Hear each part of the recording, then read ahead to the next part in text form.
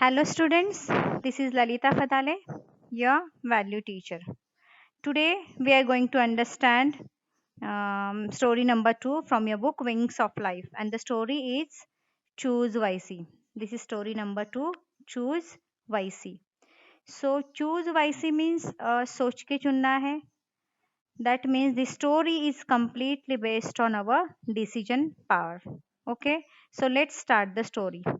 Long ago, there lived a magical bird in a forest that laid golden eggs. See, here you can see in the picture. This is one magical bird that lay golden eggs. Okay. One day, what happened? One day, a hunter went to the forest. और जब भी वो hunting कर रहा था, he came near the tree where this magical bird, look at this bird, where this magical bird lived, and he saw the bird laying a golden egg. Okay, देख पा रहे हैं सब लोग golden egg? Okay, he caught the bird in his net and returned home. Right, वो bird को caught करके घर पे लेके गया. But the hunter was very afraid of keeping the bird. Hunter को डर भी लग रहा था, मैंने बर्ड को लिया तो है बट उसको कैसे रखूं.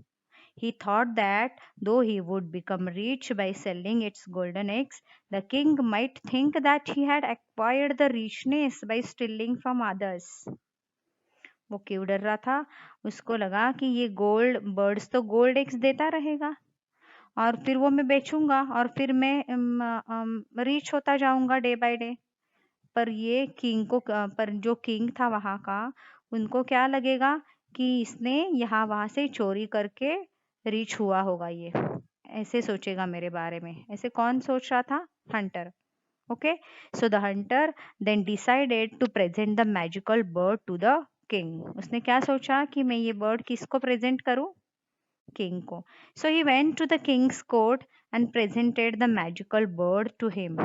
The king was pleased. He was very happy and ordered his servants to take good care of the bird. क्यों उन्होंने बोला उसकी अच्छे से केयर करने के लिए उस बर्ड की? क्योंकि हंटर ने उनको बताया था कि क्योंकि ये मैजिकल बर्ड है जो गोल्डन एग्स देता है, so that it would be ले मोर गोल्डन एग्स. इसलिए उनका केयर करने के लिए, उस बर्ड का केयर करने के लिए बोला, किंग ने सर्वेंट्स को बोला. Okay. However, the courtiers told the king, Your Majesty, this can be a prank. उनके जो दरबार में जो लोग थे, तो वहां पे उन्होंने किंग को क्या बोला कि ये आपके ऊपर प्रैंक भी हो सकता है, शायद कोई मजाक भी हो सकता है, क्योंकि कोई बर्ड ऐसे गोल्डन एग्स दे सकता है क्या? After that, this created a doubt in the mind of the king. He ordered his courtiers to release the bird in the nest, release the bird in the forest. तो बिना सोच समझ के king ने क्या बोला, बस कर्टियस ने इतना ही बोला था कि ये आपके साथ प्रैंक हो सकता है, शायद कोई मजाक हो सकता है. तो किंग ने आगे कुछ सोचा ही नहीं.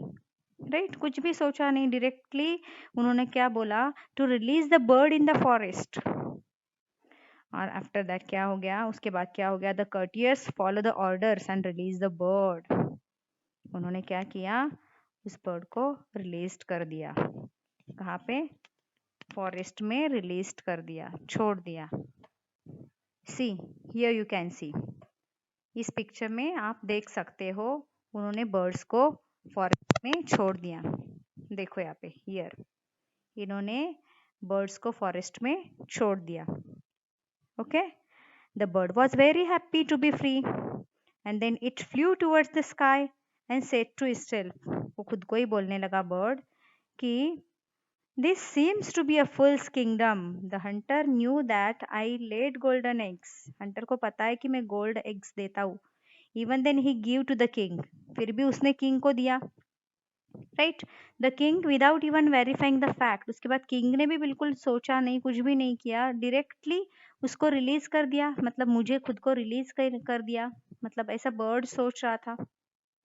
The courtiers too did not believe in any magical qualities. और courtiers भी, जो उनके दरबार के जो लोग थे, वो भी उनको भी वो भी मेरी मैजिकल क्वालिटीज में बिलीव नहीं कर पा रहे थे. And spoke to the king against me, और मेरे बारे में बोल रहे थे. मतलब यहाँ पे हर एक जन ने कैसे बिना सोचे समझे डिसीजन लिया था. राइट, हर एक जन ने बिना सोचे समझे यहाँ पे डिसीजन लिया था. So decision power is very important. So what you learn from the story, what is the moral of the story? The moral of the story is that we should not take any hasty decisions.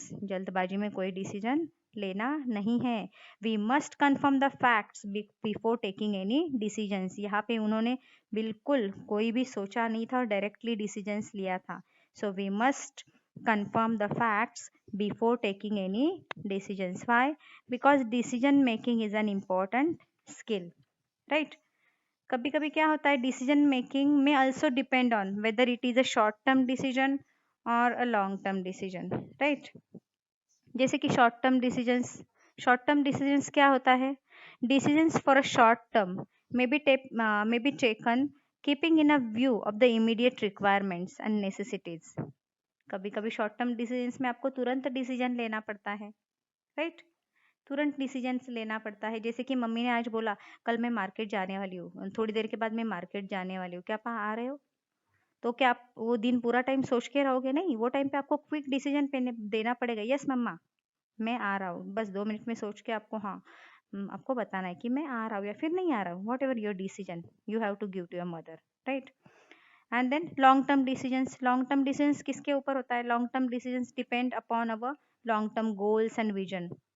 जैसे कि for example आपके पापा को नया house बनाना है, तो पापा short term decisions लेंगे, तुरंत डिसीजंस लेंगे? नहीं, पहले सोचेंगे लॉन्ग टर्म गोल्स, उनके विजन्स क्या है, मेरे पास इतने मनी है क्या, या फिर मैं इतना घर बनाने के लिए इतना कितने टाइम में कितना मनी, और सब कुछ सारी चीज़ों के लेके वो सोचेंगे.